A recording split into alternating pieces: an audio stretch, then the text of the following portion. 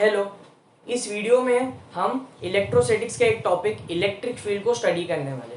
ठीक है, सो पहला क्वेश्चन दिमाग में ये आएगा कि व्हाट इज इलेक्ट्रिक फील्ड। ठीक है, इलेक्ट्रिक फील्ड क्या है। So basically the thing that we know is there are electric charges, there are electrically charge bodies, there are two nature of charges, one is positive charges and other is negative charge. So दो type के charges हमको पता है nature में। ठीक है, positive charge है, negative charge है। और ये भी पता है कि जब भी दो लाइक चार्जेस होते हैं तो अगर इतने नजदीक आ गए कि उन लोगों की फील्ड इंटरेक्ट करने लगी। सो मैंने पहले भी बोला, जब भी दो चार्जेस इतने नजदीक आ जाए कि उनकी फील्ड इंटरेक्ट करना शुरू कर दे और वो सेम हो, नेचर में सेम हो, तो रिपेल कर देंगे। मतलब क्या हुआ, वो दोनों एक दूसरे पे फोर्स अप्लाई कर रहे हैं जिसकी वजह से वो दोनों एक दूसरे से दूर जाएंगे और वही ऑपोजिट और वाइस वर्सा ऑपोजिट चार्जेस में होगा। ठीक है, वो एक दूसरे के तरफ आएंगे। सो बेसिकली हमने ये सुना है कि फील्ड इंटरेक्ट करती है। सो वही जो फील्ड इंटरेक्ट करती है, वही जो चार्ज के आजू बाजू होती है, उसी को हम लोग क्या बोलते हैं, इलेक्ट्रिक फील्ड बोलते हैं। क्या बोलते हैं, इलेक्ट्रिक फील्ड बोलते हैं। तो हम लोग को पहले से ही ये पता चल गया था कि इलेक्ट्रिक फील्ड ही इंटरेक्ट करती है, जिसकी वजह से वो दो चार्ज मोशन में आते हैं। जब भी अभी जैसे ये दो चार्ज है, इन दोनों की इलेक्ट्रिक फील्ड ओवरलैप कर रही है, तो यहाँ पे इंटरेक्शन होगा फील्ड में, और फील्ड इंटरेक्शन की वजह से क्या होगा, इन चार्जेस पे फोर्स एक्ट होगी, इन चार्जेस पे एक पर्टिकुलर फोर्स लगेगी और वो फोर्स की वजह से ये दोनों चार्ज मोशन में आएंगे। तो बट क्या हुआ, ये फील्ड के इंटरेक्शन की वजह से हुआ। इसकी फील्ड का भी कुछ स्ट्रेंथ है, इसकी फील्ड का भी कुछ स्ट्रेंथ है। सो आज हम लोगों को अभी इस टॉपिक में वही पढ़ना है कि ये पर्टिकुलर जो चार्ज है, एक पर्टिकुलर चार्ज, ये चार्ज तो हटा देंगे, तो ये पर्टिकुलर चार्ज का जो फील्ड है उस फील्ड को मैं कैसे डिफाइन करूं। खाली इसका फील्ड, ये तो जब दोनों फील्ड ओवरलैप करेगी या इंटरेक्ट करेगी, सो उसके वजह से तो जो फोर्स अप्लाई होगा दोनों चार्जेस पे, that is another thing. But हमें क्या स्टडी करना है यहाँ पे कि एक पर्टिकुलर चार्ज है, उसके अराउंड जो रीजन है उसमें कितना इलेक्ट्रिक फील्ड है, एक चार्ज का कितना इलेक्ट्रिक फील्ड है। ठीक है, सो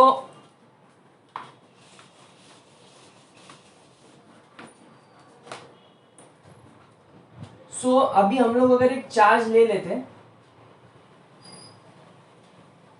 मुझे इस चार्ज का इलेक्ट्रिक फील्ड पता करना है, से मैं उसको ई बोलता हूं। ठीक है, सो ये इलेक्ट्रिक फील्ड एक पॉइंट चार्ज का कैसा रहेगा, अलग अलग जगह पे, अलग अलग डिस्टेंसेस पे अलग अलग रहेगा और उसकी स्ट्रेंथ अलग अलग रहेगी, और उसको हम लोग क्या बोलते हैं, इलेक्ट्रिक फील्ड इंटेंसिटी। क्या बोलते हैं, इलेक्ट्रिक फील्ड का इंटेंसिटी जो टर्म है उसको इलेक्ट्रिक फील्ड इंटेंसिटी बोलते हैं, उसको ई बार से डिनोट किया जाता है, और डायरेक्शन वही होता है जो फोर्स का डायरेक्शन होता है वो पॉइंट पे।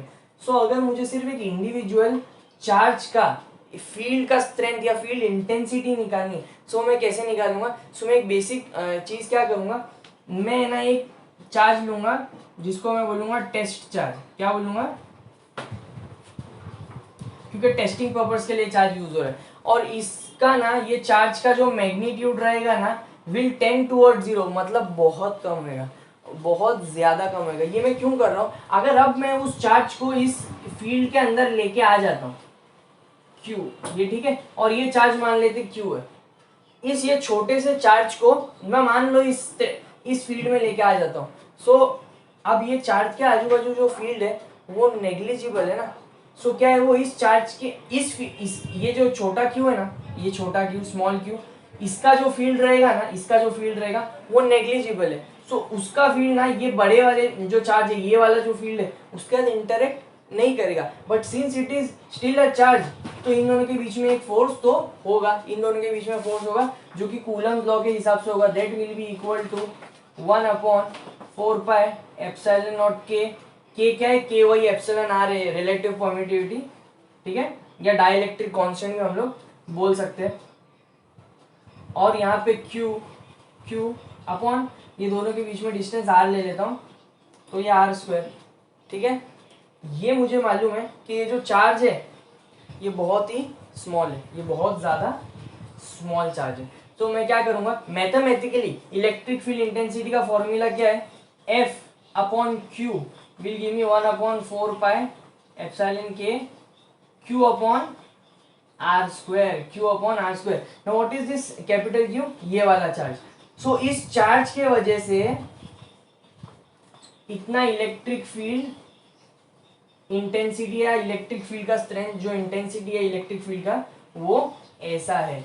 तो हम लोगों ने मैथमेटिकली इसको कैसे डिफाइन करेंगे, force per unit charge, force per unit charge. So हम लोगों ने टेस्ट चार्ज इसलिए कंसिडर किया, और टेस्ट चार्ज ये टेस्ट चार्ज क्या होता है, पॉजिटिव होता है नेचर में, ठीक है। पॉजिटिव चार्ज को हम लोग टेस्ट चार्ज कंसिडर करेंगे, और उसका मैग्नीट्यूड बहुत स्मॉल होता है। वो इसलिए कि वो है ना जिस भी फील्ड में जा रहा है उस फील्ड को मॉडिफाई नहीं करेगा। तो जो भी उस पर फोर्स अप्लाई होगी ना, वो किसी फील्ड के इंटरेक्शन की वजह से होगी भी, तो उसका फील्ड का स्ट्रेंथ बहुत कम है, तो इस पे फोर्स अप्लाई होगा ही नहीं।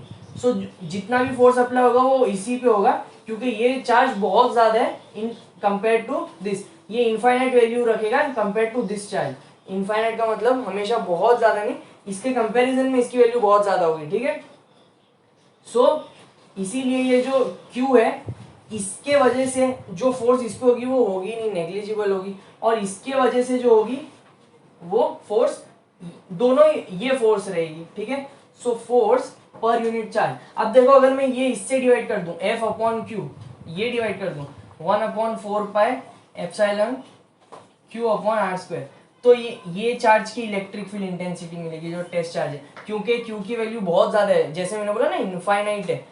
किसके कंपैरिजन में, इसके कंपैरिजन में। तो इनफाइनाइट अगर नीचे चला गया तो ये ऊपर हो जाएगा। सो इसकी इलेक्ट्रिक फील्ड इंटेंसिटी कितनी रही, देखो मैथमेटिकली एक्सप्लेनेशन है। अगर इसको इनफाइनाइट, मैं ऐसा नहीं बोल रहा हूँ इनफाइनाइट किसी भी वे में बहुत ज्यादा हो गया, बस इसके कंपैरिजन में इनफाइनाइट है, मतलब बहुत ज्यादा इसके कंपैरिजन में। सो क्योंकि ये इनफाइनाइट ले लोगे तो ऊपर 0 आ जाएगा। तो देखो इसकी इलेक्ट्रिक फील्ड हमको क्या पता चल रही है कि 0 होने वाली है, इसकी खुद की ना कोई इलेक्ट्रिक फील्ड मैथमेटिकली नहीं रहेगी। इसीलिए जब मैं टेस्ट चार्ज को लेके आ जाता हूँ, जब भी मैं टेस्ट चार्ज को लेके आ जाता हूँ, तो सिर्फ इसकी इलेक्ट्रिक फील्ड ज्यादा रोल प्ले करेगी। इसीलिए हम लोगों को पता क्या चला, किसी भी चार्ज का अगर मेरे को इलेक्ट्रिक फील्ड इंटेंसिटी पता करना है, तो टेस्ट चार्ज लेके आऊंगा, उस पर जितना फोर्स अप्लाई करेगा that force divided by the test charge will give me the electric field of the main charge, जिसका हम लोग को इलेक्ट्रिक फील्ड फाइंड करना है। सो ये बेसिक एक्सप्लेनेशन था। अभी इलेक्ट्रिक फील्ड का प्रॉपर डेफिनेशन क्या होगा, electric field is the force, electric field is the force experienced by a test charge in presence of a given charge, in presence of this given charge at a given distance from it, ठीक है। so E is limit Q tends to 0 F bar upon Q। so मेरे को किसी भी, और ये जो electric field है ना E bar is of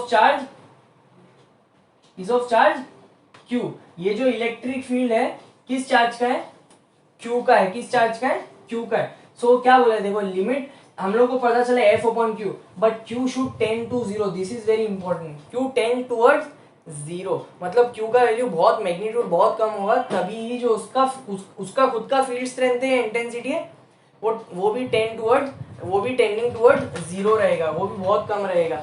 इसीलिए हम लोगों को क्या पता चला, इलेक्ट्रिक फील्ड इंटेंसिटी एक पर्टिकुलर फील्ड का जो इंटेंसिटी रहेगा वो क्या रहेगा, वो फोर्स रहेगा जो वो वाला चार्ज एक टेस्ट चार्ज पे अप्लाई करेगा। मैं फिर से रिपीट करता हूँ, इलेक्ट्रिक फील्ड एक चार्ज का वो फोर्स रहेगा जो ये चार्ज, मान लेते हैं ये वाला चार्ज, सो इलेक्ट्रिक फील्ड इस चार्ज का वो फोर्स रहेगा जो ये अप्लाई करने वाले किस पे, एक टेस्ट चार्ज पे। किस पे, एक टेस्ट चार्ज पे। डेफिनेटली यहाँ पर फील्ड इंटरेक्ट होगी, बट इसकी फील्ड नेग्लिजिबल है। सो ऐसा लगेगा कि यही चार्ज इस पे फोर्स अप्लाई कर रहा है, ये चार्ज इस पे फोर्स अप्लाई नहीं कर रहा है। सो हम लोगों को पता चला फील्ड के इंटरेक्शन की वजह से हमेशा जरूरी नहीं है कि दोनों चार्जेस के ऊपर इक्वल डिस्टेंस ट्रेवल होगा या इक्वल चीजें होगी। हो सकता है कि एक चार्ज, इससे ये पता चलता है एक चार्ज अगर बहुत ज्यादा स्ट्रांग होगा दूसरे चार्ज से, तो सिर्फ मोशन में कौन सा चार्ज आएगा, जो वीक चार्ज है, ठीक है, जो वीक या मैग्नीट्यूड में कम है, ठीक है, वो ज्यादा मोशन में आएगा। और इससे ये भी क्लियर होता है, ठीक है। सो एक पर्टिकुलर चार्ज का जो फील्ड है, इलेक्ट्रिक फील्ड इंटेंसिटी है, is nothing but the force that this charge will apply on a test charge, मतलब टेस्ट चार्ज पे जो फोर्स अप्लाई होगा वो इसका फील्ड स्ट्रेंथ है। तो हम लोग ने इसको क्या ले लिया, मतलब जैसे यूनिट यूनिट का कैसे मेजर करते हैं, जैसे 1 सेंटीमीटर है तो अब 2 सेंटीमीटर क्या होगा 2 टाइम्स, तो मतलब कैसे एक बेस लाइन बना देते हैं, उसके बेसिस पे सब कैलकुलेशन करते हैं। जैसे हम लोग ने रिलेटिव परमिटिविटी के लिए क्या किया था, वैक्यूम की रिलेटिव परमिटिविटी को हम लोग ने क्या लिया था, ये लिया था, कॉमन पॉइंट लिया था। वैसे ही हम लोग टेस्ट चार्ज को यहाँ पे क्या ले रहे हैं, एक ऐसा पॉइंट ले रहे हैं, जिस एक ऐसी चीज ले रहे हैं यहाँ पे कंसिडर कर रहे हैं जिससे हम दूसरे चार्जेस की इलेक्ट्रिक फील्ड को कैलकुलेट कर सकते हैं। एक चार्ज की इलेक्ट्रिक फील्ड कैलकुलेट करनी है, I will bring in a test charge, मैं देखूंगा ये टेस्ट चार्ज पे कितना फोर्स अप्लाई हो रहा है और मुझे पता चल जाएगा कि ये चार्ज का स्ट्रेंथ कितना है। आई होप आप लोगों को ये पर्टिकुलर एक्सप्लेनेशन समझ में आया हो। नाउ वी नो के इलेक्ट्रिक फील्ड इंटेंसिटी एक पर्टिकुलर चार्ज का, ये इलेक्ट्रिक फील्ड जो एक चार्ज के अराउंड होता है वो मैथमेटिकली हम लोग उसको कैसे लिख सकते हैं। It is E is equal to Q upon 4 pi epsilon not K 1/r²।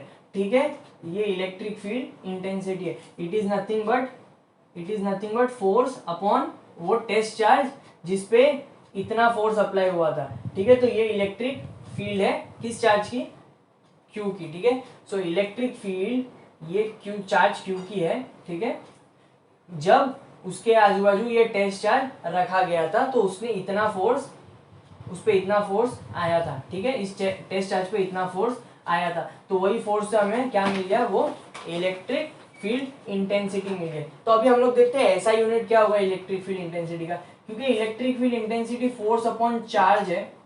Force का ऐसा यूनिट क्या है, फोर्स का ऐसा यूनिट अगर मैं निकालूं, sorry I am not talking about ऐसा unit, but I am talking, हाँ ऐसा यूनिट क्या होगा, न्यूटन पर कूलम। ऐसा यूनिट क्या होगा, न्यूटन पर कूलम। अभी मैं डायमेंशंस देखता हूं, इसके डायमेंशंस क्या होंगे। ठीक है, डायमेंशंस क्या होंगे इसके, तो डायमेंशन के लिए मैं क्या करूंगा, डायमेंशन के लिए एफ का डायमेंशन क्या है, एफ का डायमेंशन में कैसे लिखता हूं,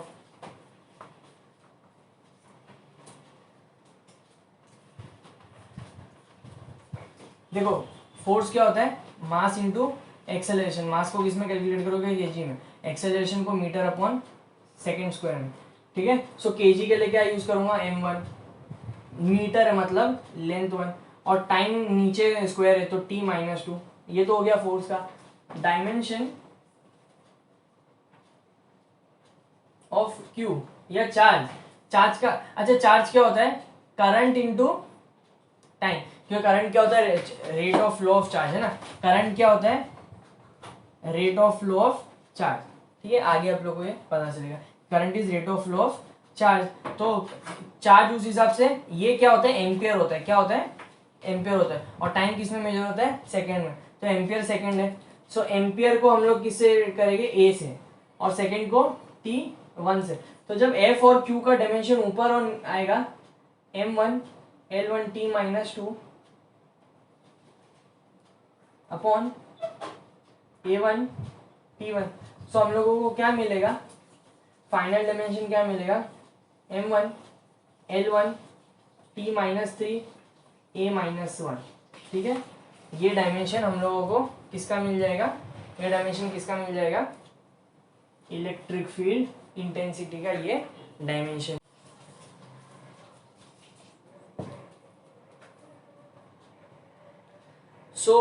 हम जब चार्ज बॉडीज की बात करेंगे उससे पहले तो हमें पता है कि एक बॉडी तो चार्ज होगी जब चार इलेक्ट्रॉन या तो बॉडी से निकलेंगे या बॉडी में आएंगे। Either a body needs to lose electron और एक्सेप्ट और gain electron in order to attain charge. ठीक है, सो एनीवेज एक हम लोग पार्टिकल कंसिडर करते हैं, पॉइंट चार्ज कंसिडर करते हैं। ठीक है, एक पॉइंट है जो चार्ज है, अगर वो पॉइंट है तो उस पॉइंट के आजू बाजू इलेक्ट्रिक फील्ड इंटेंसिटी क्या रहेगी, लेट अस फाइंड दैट। ठीक है, सो हम लोग क्या फाइंड करने की कोशिश करें, इलेक्ट्रिक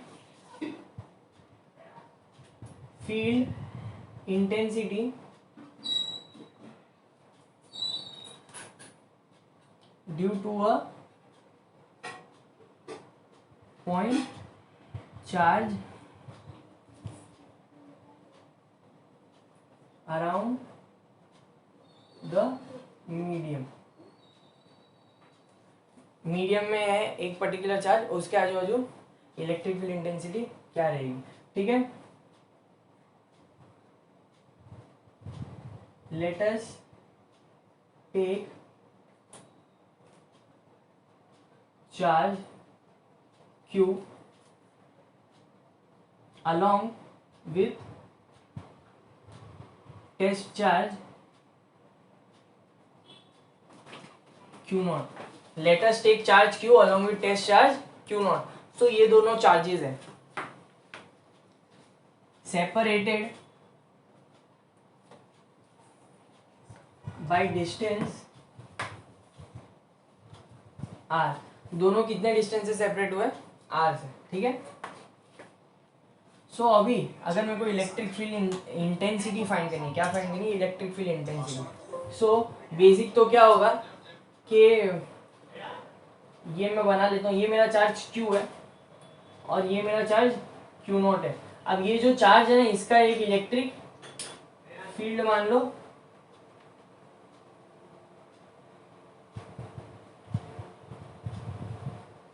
ठीक है।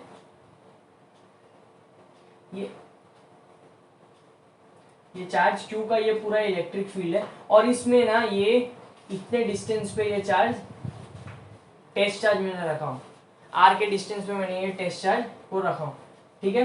क्योंकि ये टेस्ट चार्ज है तो इसके वजह से इसका खुद का इलेक्ट्रिक फील्ड इंटेंसिटी तो नेग्लिजिबल रहेगा। सो जो भी इस पे फोर्स इसके वजह से एक्ट होगा, जो भी इस पे जो फोर्स एक्ट होगा इसके वजह से या फील्ड के इंटरेक्शन की वजह से, वही क्या होगा? इसका electric field intensity. So force कितना होगा?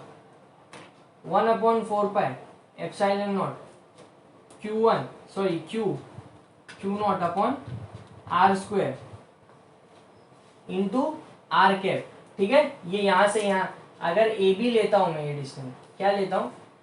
सो मेरे को बता दो फोर्स किस पे एक्ट हो रहा है, फोर्स किस पे एक्ट हो रहा है।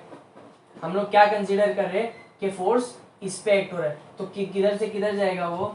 ए से बी की तरफ फोर्स ऐसा जा रहा है, ठीक है। ये टेस्ट चार्ज पॉजिटिव होता है, इसको भी हम लोग पॉजिटिव लेते हैं। तो फोर्स इस पे जो है वो किस डायरेक्शन में जाएगा? इस डायरेक्शन में, मतलब ए से बी के डायरेक्शन में जाएगा। क्योंकि मेरे को डायरेक्शन चाहिए तो उसके लिए मैं क्या यूज करूंगा? जो अपना यूनिट वेक्टर होता है उससे मल्टीप्लाई करूंगा, ठीक है। सो ये तो फोर्स हो गया। और किस पे फोर्स हम लोग बेसिकली देख रहे हैं? इस पे, क्योंकि इस पे जो फोर्स होगा वो हमारा इलेक्ट्रिक फील्ड इंटेंसिटी होगा। So mathematically electric field intensity would be nothing but F bar upon q naught, F bar upon q naught, ठीक है। एफ बार क्या होगा? 1/4 pi epsilon not q naught upon are square into q naught into r A B cap. So electric field would be equal to 1/4 pi epsilon not q naught. अच्छा, यहाँ पे epsilon not के बाद क्या आएगा ही हमेशा, क्योंकि हम लोग एक मीडियम में। क्यू नॉट तो चला गया अपॉन आर स्क्वायर इंटू या आर ए बी बार, ये खाली क्या है? डिस्टेंस बताएगा। तो इससे क्या पता चला? जो फोर्स का डिस्टेंस डायरेक्शन बताएगा। जो फोर्स का डायरेक्शन होगा वही हमारी इलेक्ट्रिक फील्ड इंटेंसिटी का भी डायरेक्शन होगा। फोर्स किस पर? इस पर। किसकी वजह से? इसके वजह से। फोर्स किस पर? टेस्ट चार्ज पर। किसके वजह से? इसके वजह से। और ये जो फोर्स होगी जो इस टेस्ट चार्ज पर है, इस चार्ज के वजह से would be nothing but the electric field intensity of this charge Q। I hope आप लोगों को ये समझ में आया। So basically electric field intensity at a point, तो अभी क्या पता चल गया हमें? इस पॉइंट पे कितना फील्ड का स्ट्रेंथ होगा, ये इंटेंसिटी होगा ना, वो पता चल गया। ये टेस्ट चार्ज को अब हटा भी दो तो हमको पता है कि ये जो पॉइंट है जहां पे चार्ज नहीं है, बट अगर कल को चार्ज आया तो उस पे कितना फील्ड, उस पर्टिकुलर पॉइंट पे कितना इंटेंसिटी है फील्ड का, वो हमको इससे पता चल गया। क्योंकि हमने एक ऐसे एंटिटी को लाया है जो इस चार्ज पर अफेक्ट नहीं करता है, बस इसकी इंटेंसिटी में आके अब बेसिकली इस फील्ड में आके ये इंटेंसिटी को मॉडिफाई नहीं करता है, क्योंकि टेस्ट चार्जेस इसका मैग्नीट्यूड बहुत कम है। इसीलिए हमने टेस्ट चार्ज का हेल्प लेकर एक चार्ज का इलेक्ट्रिक फील्ड इंटेंसिटी फाइंड किया। आई होप आप लोगों को ये पूरा एक्सप्लेनेशन और ये इलेक्ट्रिक फील्ड इंटेंसिटी का जो पर्टिकुलर कॉन्सेप्ट है वो समझ में आ गया कि हम लोग इलेक्ट्रिक फील्ड इंटेंसिटी को फाइंड कैसे कर रहे हैं with the help of test charge. जैसा हमने देखा, इलेक्ट्रिक फील्ड किसी भी चार्ज के अराउंड अगर फाइंड करना है तो हमने टेस्ट चार्ज का यूज किया, और टेस्ट चार्ज पे जितना फोर्स अप्लाई होता है वही हमारा इलेक्ट्रिक फील्ड होता है उस पर्टिकुलर चार्ज का। जैसे कि अगर ये चार्ज है Q और इसके आजू बाजू जो फील्ड है, अगर मैं यहाँ पे टेस्ट चार्ज Q रख देता, या ये Q है स्मॉल q और ये Q0 है, तो हम लोग को पता तो चल गया था जो इलेक्ट्रिक फील्ड होगी किसकी, इस चार्ज की, वो कितनी होगी F अपॉन कितनी होगी F अपॉन Q0 है ना। या तो E क्या होगा 1/4 epsilon Q upon R square. ठीक है, इन दोनों के बीच में डिस्टेंस कितना है R का, इन दोनों के बीच में डिस्टेंस कितना है R का। सो E क्या है, जो इस पे फोर्स होगी इस चार्ज की वजह से पर यूनिट, वो टेस्ट चार्ज। ठीक है, सो बेसिकली इलेक्ट्रिक फील्ड क्या होती है, इलेक्ट्रिक फील्ड इंटेंसिटी क्या होती है, एक चार्ज के अराउंड जो फील्ड है वो कैसे फाइंड करेंगे, एक टेस्ट चार्ज को रखेंगे एक डिस्टेंस पे, और जितना फोर्स इस टेस्ट चार्ज पे अप्लाई होगा वही इसका इलेक्ट्रिक फील्ड इंटेंसिटी होगा वो पॉइंट पे। ठीक है, so basically E is F upon Q। लेकिन अब मैं यही पॉइंट पे टेस्ट चार्ज को हटा के दूसरा चार्ज लाऊं, सो मुझे पता है कि क्या होगा, अब इंटरेक्शन होगा फील्ड के बीच में, तो फोर्स अप्लाई होगा, दोनों एक दूसरे पे फोर्स अप्लाई करेंगे। सो वो फोर्स अगर मैं इसी, लेकिन मुझे पता है कि उस पॉइंट पे इलेक्ट्रिक फील्ड कितना है क्योंकि वो मैंने टेस्ट चार्ज की हेल्प से निकाल लिया था। सो वो इलेक्ट्रिक फील्ड अभी भी, अगर ये टेस्ट चार्ज को हटा के मैं यहाँ पे Q1 लेके आ जाऊँ, टेस्ट चार्ज को हटा के यहाँ पे Q1 लेके आ जाऊँ, सो मुझे पता है अभी भी जो मेरी इलेक्ट्रिक फील्ड इंटेंसिटी होगी वही होगी, बस फोर्स जो है वो चेंज हो जाएगी डिपेंडिंग अपॉन Q1। तो तब फोर्स कितनी होगी E into Q1। This is very important. ये किसका इलेक्ट्रिक फील्ड इंटेंसिटी है, ये वाले Q का। ठीक है, E किसका है, ये Q का, इस चार्ज के। ठीक है, और ये जो फोर्स है किस पे एक्ट होने वाली है, चार्ज Q1 पे। किस पे एक्ट होने वाली है, चार्ज Q1 पे। ये जो फोर्स है किस पे एक्ट होने वाली है, चार्ज Q1 पे। ये जो फोर्स थी किस पे थी, Q0 पे। किस पे थी, Q0 पे। ठीक है, तो बेसिकली जो इलेक्ट्रिक फील्ड इंटेंसिटी एक चार्ज का मिलता है वो किस वजह से मिलता है हम लोगों को, टेस्ट चार्ज रख के जितना भी फोर्स उस टेस्ट चार्ज पे रहेगा that is nothing but a electric field because of this charge. So electric field mathematically is force per unit charge, force per unit charge. So similar अगर idea लगाएंगे, अगर उस टेस्ट चार्ज को हटा के मैं दूसरा चार्ज Q1 लेके आ जाऊं, तो अब डेफिनेटली इलेक्ट्रिक फील्ड इस चार्ज का फील्ड तो दूसरे चार्ज की वजह से चेंज नहीं होता है, बट इंटरेक्शन होगा तो फोर्स चेंज हो जाएगा और वो फोर्स ऐसा आएगा। ठीक है, so force is dependent upon interaction. ठीक है, फील्ड तो एक चार्ज का हमेशा उतना ही रहेगा, दूसरा चार्ज अगर आ भी गया या नहीं भी आया, उस फील्ड का वो फील्ड कभी भी, इलेक्ट्रिक फील्ड कभी भी चेंज नहीं होती है। बट हाँ, दूसरा अगर चार्ज है इक्वल अमाउंट का या कम ज्यादा है तो डेफिनेटली इंटरेक्शन होगा फील्ड के बीच में, तो उन दोनों पे जो फोर्स एक्ट होने वाली होगी वो चेंज होगी। लेकिन इंडिविजुअल चार्जेस के अराउंड जो फील्ड होती है वो दूसरे चार्ज के प्रेजेंस की वजह से कभी चेंज नहीं होगी। आई होप ये पूरा आपको जैसे हमने देखा कि एक चार्ज, एक पॉइंट चार्ज के अराउंड इलेक्ट्रिक फील्ड रहता है।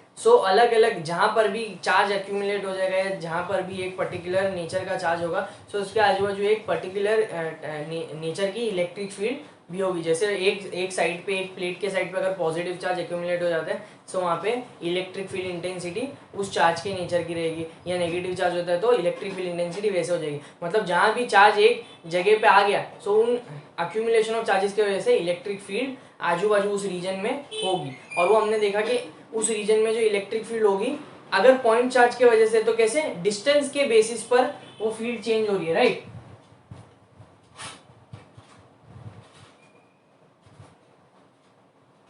ये मैं यहाँ पे इलेक्ट्रिक फील्ड इंटेंसिटी लिख रहा हूँ। सो जो इलेक्ट्रिक फील्ड इंटेंसिटी है, अगर एक पॉइंट चार्ज था, जितना नजदीक रहूंगा मैं इस चार्ज से उतना ज्यादा इलेक्ट्रिक फील्ड इंटेंसिटी रहेगा, मतलब उतना ज्यादा ये टेस्ट चार्ज पर फोर्स अप्लाई होगा अगर यहाँ पे मैं टेस्ट चार्ज रखता तो, और जितना दूर लेके जाऊंगा उतना, क्योंकि वो R पे इनवर्सली प्रोपोर्शनल टू R है ना उसमें, जितना ज्यादा डिस्टेंस हो जाएगा इस चार्ज के बीच में और उस टेस्ट चार्ज के बीच में जिसकी हेल्प से हम लोग इलेक्ट्रिक फील्ड इंटेंसिटी फाइंड करेंगे, जितना डिस्टेंस हो जाएगा उतना फील्ड कम हो जाएगा। इसका मतलब क्या है, ये नॉन यूनिफॉर्म इलेक्ट्रिक फील्ड है, मतलब ये डिस्टेंस पे डिपेंड कर रही है। ये जैसे जैसे डिस्टेंस चेंज होता जाएगा, मतलब इस पर्टिकुलर रीजन में उसकी इलेक्ट्रिक फील्ड रहने वाली, ये तो पता है, लेकिन हर पॉइंट पे इस इलेक्ट्रिक फील्ड के, हर अलग अलग पॉइंट पे ना इंटेंसिटी अलग रहेगी। मतलब एक पर्टिकुलर रेडियस पे अगर मैं एक सर्कल ड्रॉ करता हूँ तो इस पे जितने भी पॉइंट है ना उस पे इलेक्ट्रिक फील्ड इंटेंसिटी इक्वल रहेगी। बट फिर दूसरे जगह पे चला जाऊंगा, जैसे मैं यहाँ पे हूँ अलग फील्ड है, यहाँ पे हूँ अलग फील्ड है, यहाँ पे हूँ अलग फील्ड है। सो अलग अलग पॉइंट पे जो अलग अलग डिस्टेंसेस पे, बेसिकली अलग पॉइंट अलग डिस्टेंसेस पे, इसीलिए जो इलेक्ट्रिक फील्ड इंटेंसिटी है वो वेरी हो रहा है। तो ऐसी इलेक्ट्रिक फील्ड इंटेंसिटीज को हम लोग बोलेंगे non uniform electric field intensities या नॉन यूनिफॉर्म फील्ड। ठीक है, सो हम लोग को क्या पता चला, दो टाइप की फील्ड रहेगी, नॉन यूनिफॉर्म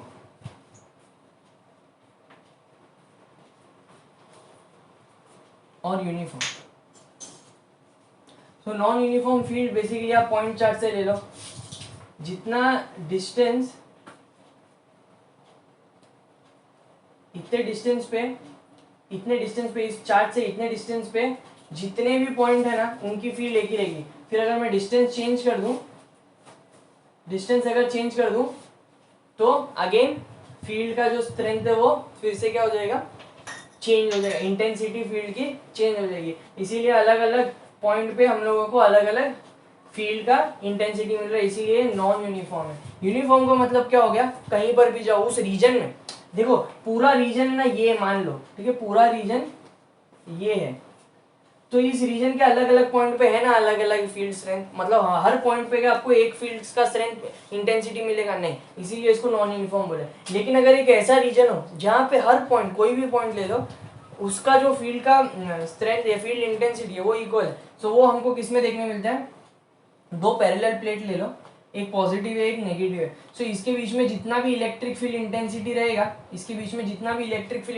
रहेगा, वो हर पॉइंट पे, इस पॉइंट पे लो, इस पॉइंट पे लो, इस पॉइंट पे लो, वो क्या रहेगा, सेम रहेगा। किसी भी पॉइंट पे आप लो, इलेक्ट्रिक फील्ड इंटेंसिटी क्या रहेगा, सेम रहेगा।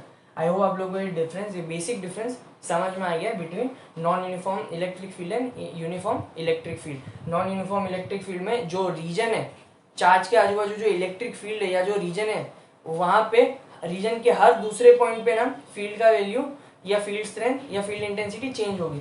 बट यूनिफॉर्म में क्या होगा, कोई भी पॉइंट होगा रीजन में, उस पे जो मैग्नीट्यूड है या डायरेक्शन है दोनों इक्वल। यहाँ पे मैग्नीट्यूड डायरेक्शन दोनों चेंज हो सकता है, यहाँ पे मैग्नीट्यूड डायरेक्शन दोनों सेम रहेगा। यहाँ पे सिर्फ मैग्नीट्यूड भी चेंज हो सकता है, सिर्फ डायरेक्शन भी चेंज हो सकता है, या दोनों भी चेंज हो सकते हैं, इसीलिए नॉन यूनिफॉर्म है। यहाँ पे मैग्नीट्यूड और डायरेक्शन हमेशा सेम रहेगा, इसीलिए उसको क्या बोलेगा, यूनिफॉर्म। आई होप ये डिफरेंस क्लियर हो। सो जैसे हमने देखा कि दो तरीके की इलेक्ट्रिक फील्ड होगी, एक तो यूनिफॉर्म होगी और एक नॉन यूनिफॉर्म होगी। सो हम लोग अभी प्रैक्टिकल वे देखते हैं जिससे हम लोग है ना यूनिफॉर्म इलेक्ट्रिक फील्ड का इंटेंसिटी फाइंड कर सकते हैं। अगर एक फील्ड यूनिफॉर्म है तो उसका कितना इंटेंसिटी होगा। सो practical way of finding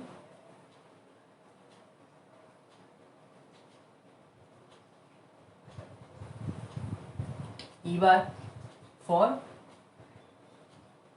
practical way of finding E bar for uniform field.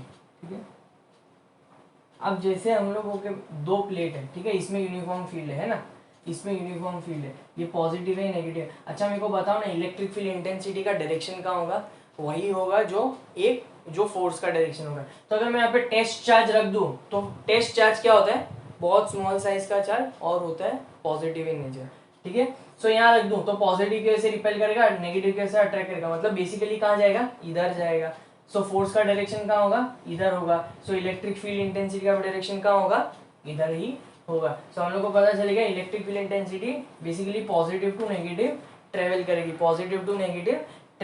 ठीक है, will go away from positive and will come towards the negative, electric field का डायरेक्शन में बता रहा हूँ। ठीक है, it is all because we considered the test charge to be positive and of very small value। ठीक है, magnitude बहुत कम है। सो प्रैक्टिकल हम लोग को वे फाइंड करना है, इनकी इस दोनों के बीच में ना डिस्टेंस ले लेते हैं d, और जो पोटेंशियल डिफरेंस है इन दोनों के बीच में, जो पोटेंशियल डिफरेंस है v है। ठीक है, पोटेंशियल डिफरेंस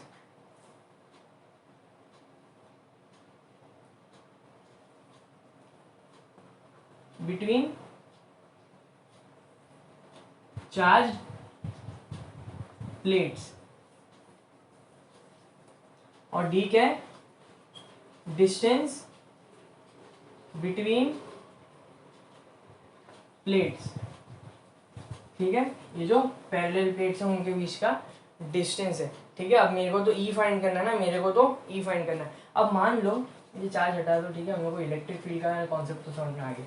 इलेक्ट्रिक फील्ड कहाँ है, इस तरफ है, तो इलेक्ट्रिक फील्ड के ऑपोजिट जाके अगर मेरे को चार्ज, इलेक्ट्रिक फील्ड इस डायरेक्शन में, मतलब चार्ज तो इस डायरेक्शन में ट्रेवल करेगा, टेस्ट चार्ज, लेकिन if I make this charge to move in this direction, आसान तो नहीं है। अगर हवा का फ्लो इस तरफ है और आप इस तरफ चलने की, इस डायरेक्शन में चलने की कोशिश करोगे, हवा का फ्लो इस तरफ है, सो बेसिकली हवा आपको ऑब्स्ट्रक्ट करेगी। और हवा अगर इतनी ज्यादा है कि आप जितनी फोर्स अप्लाई कर रहे हो उसका इक्वल है, सो आप मूव कर पाओगे नहीं। आपको हमेशा हवा के फोर्स से आपका जो मोमेंटम होगा, आपका जो फोर्स होगा, वो जो विंड प्रेशर है उससे ज्यादा होगा, तो ही आप उसको क्रॉस करके, तो ही आप उसको ब्रेक करके आगे जा पाओगे, राइट। सो हम लोग को अगर एक चार्ज को इस जगह से, जहाँ पे फोर्स इस तरफ आ रहा है लेकिन चार्ज को मेरे को इधर मूव करना है, so what I have to do work. Basically force apply हुआ तो मेरे को क्या करना पड़ेगा, एक वर्क करना पड़ेगा। क्या करना पड़ेगा, सो टू, ये ले लो ए, ये ले लो B, to move a positive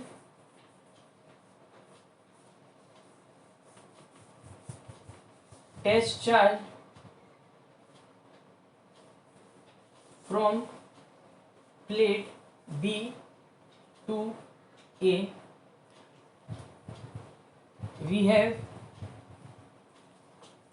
to do work against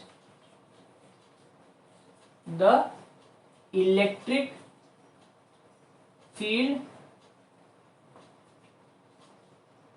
intensity। सो मैं फिर रिपीट करता हूँ, to move a positive test charge, to move a positive test charge from plate B to A, we have to do work against the electric field intensity E. ठीक है, so force, work कितना होता है, work is force into displacement. कितना distance मेरे को move करना है, इतना, और मैं फोर्स कितना अप्लाई करूंगा, इतना, तब जाके ये मेरा वर्क होगा और मैं चार्ज को यहां से यहां मूव कर पाऊंगा, चार्ज को यहां से यहां मूव कर पाऊंगा।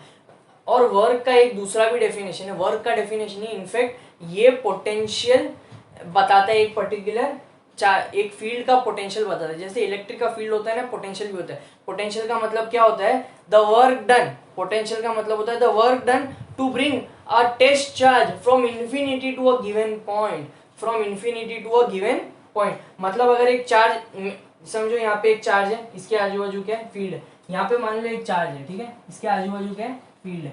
अगर एक चार्ज को इन्फिनिटी से एक गिवन पॉइंट पे लेके आना है, मतलब ये चार्ज नेगेटिव होगा ना, मान लेते नेगेटिव है, टेस्ट चार्ज पॉजिटिव है, सो वो एक दूसरी जगह से एक डिस्टेंस पे लेके आएगा, तो उसका पोटेंशियल पता चलेगा। मेरे को क्या पता चलेगा, उसका पोटेंशियल पता चलेगा, इस फील्ड का potential. So work done to bring a test charge from infinity to a given point, मतलब वो किसी और पॉइंट पे, दूर पॉइंट पे उसको खींच के कहीं पे लेके आने।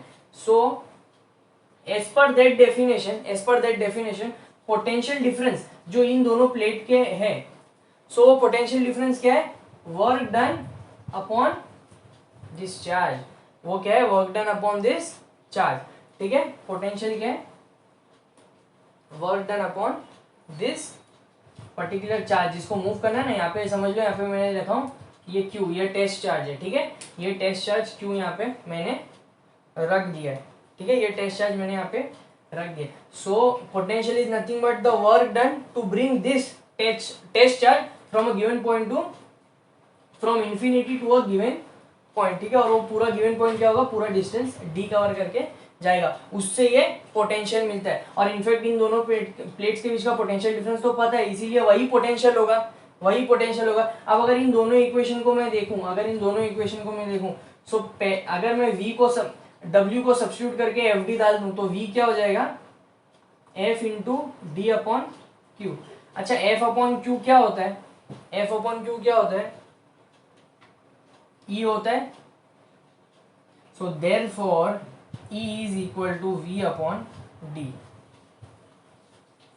पहले हमने उसका ऐसा यूनिट देखा था न्यूटन अपॉन कूलम, इससे पता चला कि ई का और एक डेफिनेशन है, ऐसा यूनिट ऑफ ई, वो वी को किस में मेजर करते हैं, वोल्ट में, और डिस्टेंस को किस में मेजर करेंगे, मीटर में, तो ये वोल्ट पर मीटर है। सो इलेक्ट्रिक फील्ड इंटेंसिटी के दो ऐसा यूनिट पता चल गया, न्यूटन पर कूलम और वोल्ट पर मीटर। तो अगर हम लोगों को न्यूमेरिकल पढ़ते वक्त डेटा भी दिख गया इस यूनिट का, सो बेसिकली तो हम लोग पढ़ेंगे तो डेफिनेटली पता चलेगा ये इलेक्ट्रिक फील्ड है। बट अगर इन केस नहीं भी, अगर किसी को नहीं समझ रहा है, सो आप यूनिट देख के भी आसानी से पता कर सकते हो न्यूमेरिकल में कि अच्छा ये तो इलेक्ट्रिक फील्ड इंटेंसिटी के बारे में डिस्कस किया जा रहा है या बात हो रही है। ठीक है, सो आई होप आप लोगों को ये वे समझ में, प्रैक्टिकल वे। ठीक है, सो इसको नोट डाउन करो और we'll try to solve numerical on these topics. So let's have a look at this numerical. The question is gap between two electrodes.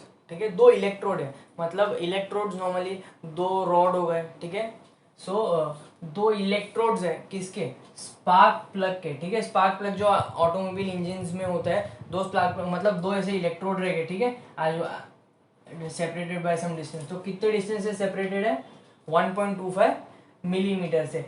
If the potential of 20 volt is applied across the gap, मतलब उन दोनों charge में, मतलब एक plate को positive दूसरे को negative, such that जो पोटेंशियल डिफरेंस आएगा वो 20 का आएगा। सो वो टाइम पे what will be the magnitude of the electric field between the electrodes. Gap between two electrodes of the spark plug used in an automobile engine is 1.25 millimeter. If the potential of 20 volt is applied across the gap, what will be the magnitude of the electric field between the electrodes? मतलब ये spark plug की दो plates है, ये positive negative, such that V is 20 volt separated by distance of 1.2 millimetre. यहाँ पे जो electric field होगी वो कितनी होगी, is what we need to find, is what we need to find. So यहीं पे अगर मैं गिवन देख लूं, क्या क्या दिया, डी कितना दिया, 1.25 मिलीमीटर, बट ऐसा यूनिट में रखना है इसीलिए 1.25 इंटू 10⁻³ मिली कितना होता है, 10⁻³ मीटर। दूसरा क्या चीज दिया हुआ है, दूसरा हम लोग को V दिया हुआ है 20 वोल्ट। हमें फाइंड क्या करना है, हमें फाइंड करना है E, जो कि यूनिफॉर्म रहेगा क्योंकि दो प्लेट्स या दो इलेक्ट्रोड्स के बीच में, इसीलिए, और उसका डायरेक्शन क्या होगा, फ्रॉम पॉजिटिव टू नेगेटिव। ठीक है, हम लोगों को फॉर्मूला पता है अभी, फॉर्मूला क्या है, E is V/D, E is equal to V/D। तो सोल्यूशन पे जाते सीधा हम लोग, सोल्यूशन पे अगर जाएंगे, so E is equal to V/D which is equal to 20/1.25 into 10⁻³ 20 into 10⁻³ अच्छा ये 10 का पावर इसको दे दूँ, ये 2 इंटू 10⁻⁴ हो जाएगा, डिवाइडेड बाय 1.25। मेरे को 2 को 1.25 से डिवाइड करना है, क्या करना है, 2 को 1.25 से डिवाइड, तो 2 को 1.25 से डिवाइड करना मतलब 200 को 125 से, 125 75 बचेगा 0.0, कितने टाइम्स आएगा, 125 के कितने टाइम्स, 750 होगा। ठीक है, सो लेट्स से 6 टाइम्स 6 5 जा 30, 6 2 जा 12, 15, 6 1 जा 7, तो 6 जा 750। ठीक है, ये 0 हो गया। सो मुझे इसका वैल्यू क्या मिल गया, 1.6 इंटू 10⁻⁴, ये E है, और डायरेक्शन भी रहेगा। ठीक है, पॉजिटिव नेगेटिव, और वोल्ट पर मीटर इसका यूनिट आएगा, वोल्ट पर मीटर इसका यूनिट आएगा। सो आई होप ये क्वेश्चन आपको समझाओ, और ऐसे क्वेश्चंस काफ़ी बेसिक लेवल से हम लोग स्टार्ट करें क्वेश्चंस, और ये आप लोगों को हेल्प करेगा। ये पर्टिकुलर जो हम लोगों ने देखा, ये फाइंड करने का तरीका, यूनिफॉर्म इलेक्ट्रिक फील्ड को दो प्लेट्स के बीच में फाइंड करने का तरीका। सो ये एक मैथमेटिकल, ये न्यूमेरिकल है बेसिकली, डेटा के साथ, तो आपको समझ में आ गया। अच्छा ये बात हो रही थी, इतना पोटेंशियल रहेगा, इतना डिस्टेंस रहेगा, तो इतना इलेक्ट्रिक फील्ड रहेगा दो प्लेट्स के बीच में। Let's have a look at this numerical. So question is, a simplified model of hydrogen atom consists of an electron revolving around a proton at a distance of 5.3 into 10 raised to minus 11 meter. The charge on proton is 1.6 into 10 raised to minus 6, that is plus 1.6 into 10 raised to minus 19 coulomb. And calculate the intensity of the electric field due to a proton at this distance. ठीक है. सो क्या बोल रहा है, अगर hydrogen का एक simplified, ये इसका न्यूक्लियस हो गया, उसके आजू बाजू ये जो है रीजन, ये प्रोटॉन है बीच में, यहाँ पे ना एक इलेक्ट्रॉन रहेगा, यहाँ पे इलेक्ट्रॉन रहेगा, इसके अंदर ना, इसके अंदर प्रोटॉन रहेगा अपना. ठीक है. इन दोनों के बीच का डिस्टेंस दिया हुआ है, that is 5.3 into 10 raised to minus 11. ठीक है. सो इस चार्ज की वजह से इतने डिस्टेंस पे कितना इलेक्ट्रिक फील्ड होएगा वो कैलकुलेट करने वाला हम लोग को. ठीक है, कि इस चार्ज के कितना इलेक्ट्रिक फील्ड होने वाला है. ठीक है. सो गिवन क्या है, गिवन हमारे पास क्या है कि प्रोटॉन का खुद का चार्ज क्या है, जिसका इलेक्ट्रिक फील्ड फाइंड करना है ना हम लोगों को, जिसका इलेक्ट्रिक फील्ड, इस प्रोटॉन का इलेक्ट्रिक फील्ड फाइंड करना है. वो तो खाली हम लोग को मॉडल में इलेक्ट्रॉन दिया हुआ है, उससे हमको कुछ नहीं है. इसका इलेक्ट्रिक फील्ड फाइंड करना है. किसका? इसका इलेक्ट्रिक फील्ड. ये प्रोटॉन के आजू बाजू इतने ही डिस्टेंस पे कितना इलेक्ट्रिक फील्ड है प्रोटॉन का. सो हम लोगों को क्या है, यही चार्ज कितना दिया, चार्ज कितना है हमारे पास, plus 1.6 into 10 raised to minus 19 coulomb. और डिस्टेंस कितना दिया हुआ है, आर कितना दिया हुआ है हमें, 5.3 into 10 raised to minus 11 metre. ठीक है, इतना डिस्टेंस दिया हुआ है. फाइंड क्या करना है हम लोगों को,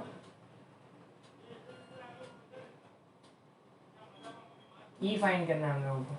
तो फॉर्मूला क्या लगेगा, ई का फॉर्मूला क्या है, 1/4 pi epsilon not Q upon are square. Solution पे आ जाते हैं. ई की वैल्यू जो रहेगी 1/4 पाई एप्सिलॉन नॉट क्या रहेगा, 9 इंटू 10 raised to 9. क्यू कितना है, 1.6 into 10 raised to minus 19. R कितना है, 5.3 इंटू 10 raised to minus 11 का square. 9 into 10 raised to 9, 1.6 into 10 raised to minus 19, 5.3 into 5.3 into 10 raised to minus 22, minus 11 का square, minus 11 into 2, power multiply हो जाती है. ठीक है, पावर मल्टीप्लाई हो जाएगी. सो अगर ये वैल्यू देखेंगे 9 इंटू 1.6 अपॉन 5.3 इंटू 5.3, ठीक है, इंटू 10 raised to 9 माइनस 19 और प्लस 22 हो जाएगा, प्लस 22 हो जाएगा. तो ये 9 into 1.6 upon 5.3 into 5.3 into 10 raised to कितना हो जाएगा, ये देखो -3 आएगा, -10 आएगा. ये कितना आएगा, 9 minus 19 -10 plus 22 will give you 12. कितना आ जाएगा, 12. अच्छा देखो 9 इंटू 1.6 अप्रोक्सीमेटली कितना रहेगा, ठीक है, 14 के करीब. मैं मतलब अप्रोक्सीमेट वैल्यू बता रहा हूँ. ठीक है, क्योंकि 1.6 5.4 आएगा, इसीलिए 14.5 14.4 ऐसा वैल्यू आएगा. और ये तो 25 के भी ऊपर आएगा, 5 आएगा. तो इसीलिए क्योंकि न्यूमरेटर हमारा डिनोमिनेटर से कम है, तो हम लोग क्या करेंगे, एक 10 का पावर यहाँ पे शिफ्ट कर देंगे, कैलकुलेशन ईजी हो जाए और कुछ नहीं. ठीक है, आप लोग का लॉग कैलकुलेशन ईजी हो जाए. सो मैं क्या करूँगा, मेरे को क्या फाइंड करना है, ये पर्टिकुलर चीज़. ठीक है, सो मेरे को 9 इंटू 16 अपॉन 5.3 इंटू 5.3 कैलकुलेट करना है ना. तो मैं क्या करूँगा, एंटी लॉग लूँगा और अभी मैं 9 का लॉग लेता हूँ. 9 के लॉग के लिए आई विल सी 90, 0 पॉइंट रहेगा. 90 को देखूंगा 9542 प्लस 16 है इसीलिए 1 पॉइंट, और 16 को 0 में देखूंगा 2041. अच्छा ये ऐड हो जाएगा 3 8 5 2 पॉइंट. अभी क्योंकि डिवाइडेड है 5.3 तो माइनस होगा इसी में से 5.0. 53 को 0 में देखूंगा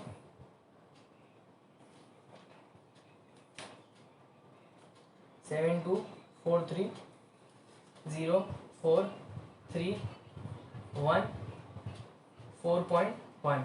और एक 5.3 है, इसीलिए वापस से वही चीज निकाल लूंगा 7243। अभी फाइनली देखता हूँ यहाँ पे आता क्या, ठीक है। ये 3 7 9 0 7.0, तो 7097 है। तो एंटी लॉग 7097 का है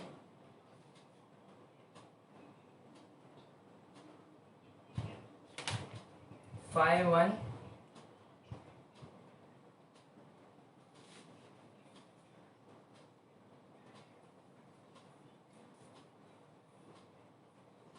5125, ठीक है। सो इसका वैल्यू आया 5125 पॉइंट। अच्छा पावर क्या है, 0 है, तो इधर 10⁻0 आएगा। तो मुझे इसका वैल्यू मिल गया, किसका, 9 × 16 अपॉन 5.3 × 5.3। तो मेरे को ये पर्टिकुलर चीज का वैल्यू ये देखो लॉग से कैलकुलेट करके मिल चुका है। सो मैं इसके जगह क्या लिख दूंगा, 5.125 × 10⁻11। सो मुझे क्या मिल गया, मेरा इलेक्ट्रिक फील्ड मिल गया, ठीक है। इलेक्ट्रिक फील्ड कितना आया, ये न्यूटन पर कूलम मेरा इलेक्ट्रिक फील्ड आ गया।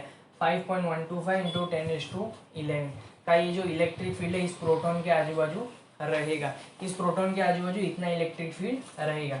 अगर अभी मेरे को इस इलेक्ट्रॉन पे फोर्स फाइंड करना है, कैसे करूंगा मैं, क्योंकि मुझे पता है कि मेरा ई क्या है, F/Q है ना। सो F क्या रहेगा, देयरफॉर F क्या रहेगा, जैसे मैंने बोला था F क्या रहेगा, Q × E। ये E से तो मेरे को क्या हेल्प मिल गया, ये E से तो मेरे को क्या हेल्प मिल गया था कि प्रोटॉन का इलेक्ट्रिक फील्ड कितना रहने वाला है। अब कोई दूसरा चार्ज आएगा, ये प्रोटॉन का इलेक्ट्रिक फील्ड फाइंड करने के लिए हमने टेस्ट चार्ज रखा था, मगर कोई दूसरा चार्ज आया तो उस पर वो टेस्ट चार्ज वाला फोर्स जो रहेगा वो तो खुद का इलेक्ट्रिक फील्ड इंटेंसिटी रहेगा, पर दूसरे चार्ज पे वही फोर्स थोड़ी रहेगा। दूसरे चार्ज की वजह से तो उसका फिर क्या होगा, उसका क्या होगा, दूसरे चार्ज की वजह से उसका फील्ड भी आएगा, वो फील्ड इंटरेक्ट करने लगेंगे और फिर जो फोर्स होगा वो किससे आएगा, F = Q × E के वजह से। तो अगर मेरे को ये फोर्स इस पे फाइंड करना है, टेस्ट चार्ज होता, अगर इलेक्ट्रॉन की जगह टेस्ट चार्ज होता तो कितना फोर्स होता, ये इलेक्ट्रिक फील्ड इंटेंसिटी जितना फोर्स होता। बट अभी इलेक्ट्रॉन है तो इलेक्ट्रॉन का खुद का चार्ज है जो टेस्ट चार्ज से ज्यादा है। सो इसीलिए F ऑन इलेक्ट्रॉन, ये Fe है, will be equal to charge on electron into electric field intensity because of proton. Electric field intensity because of proton, ठीक है। इलेक्ट्रिक फील्ड इंटेंसिटी प्रोटॉन की कितनी है, निकाल ली हमने, ये यहाँ पे निकाल लिया हमने, ठीक है। ये इलेक्ट्रिक फील्ड इंटेंसिटी निकालिए। अगर मैं इसको 1.6 × 10⁻⁻19 इंटू इलेक्ट्रिक फील्ड लेता हूँ 5.125 × 10⁻11, इसको आप लोग कैलकुलेट करो तो आपको क्या मिलेगा, फोर्स जो इलेक्ट्रॉन पे एक्ट हो रहा है, किसके वजह से, इसके वजह से, प्रोटॉन की वजह से, ठीक है। और फोर्स क्या रहेगा, न्यूटन में आपको आ जाएगा। आई होप आप लोग को ये न्यूमेरिकल समझाओ। और आप लोग बेसिकली ये जो फोर्स है ना, ये तो इलेक्ट्रॉन पे, उतना ही फोर्स इलेक्ट्रॉन का किस पे रहेगा, प्रोटॉन पे। आप वो जो फोर्स रहेगा ना वो आप कूलम्स लॉ से भी फाइंड कर सकते हो, 1/4πε0 Q1 Q2/r², जहाँ पे Q इसका चार्ज रहेगा प्रोटॉन का, Q1 और Q2 इलेक्ट्रॉन का चार्ज रहेगा। सो आप लोग खुद ट्राई कीजिए, जहाँ पे आप कूलम लॉ से ये जो वैल्यू आएगी वही वैल्यू आप कूलम लॉ से भी प्रूव कर सकोगे कि इन दोनों के बीच में जो फोर्स रहेगा वो ये रहेगा। सो इस न्यूमेरिकल का अगर मैं एक जिस्ट या एक बेसिक कंक्लूजन दूं तो हमने इसमें क्या किया, पहले तो प्रोटॉन का इलेक्ट्रिक फील्ड फाइंड किया। इलेक्ट्रिक फील्ड फाइंड करने के लिए हम लोग दिमाग में रखते हैं कि हम लोग उस जगह पे टेस्ट चार्ज रखने वाले, तो टेस्ट चार्ज पे जो फोर्स होगा वही इसका इलेक्ट्रिक फील्ड भी होगा, इस पर्टिकुलर डिस्टेंस के तरफ, इतने डिस्टेंस पे वही उसका इलेक्ट्रिक फील्ड इंटेंसिटी भी होगा। लेकिन अब मैं वो टेस्ट चार्ज हटा के एक इलेक्ट्रॉन लेके आ जाऊं तो उस पे कितना फोर्स एक्ट होएगा। सो हमको पता है force is nothing but Q × E, where E is the electric field of this proton itself, क्योंकि यही प्रोटॉन का तो फील्ड है ना जिसमें इलेक्ट्रॉन आया है, तो और उस पर फोर्स अप्लाई होगा। समझ में आया ये पूरा कॉन्सेप्ट, ये इसको अच्छे से ध्यान से समझो। फील्ड किसका है, हम कभी भी फील्ड कैलकुलेट करने के लिए टेस्ट चार्ज को कंसिडर करते हैं, और जो फोर्स टेस्ट चार्ज पर अप्लाई होता है वही हमारा इलेक्ट्रिक फील्ड उस पर्टिकुलर चार्ज का होता है।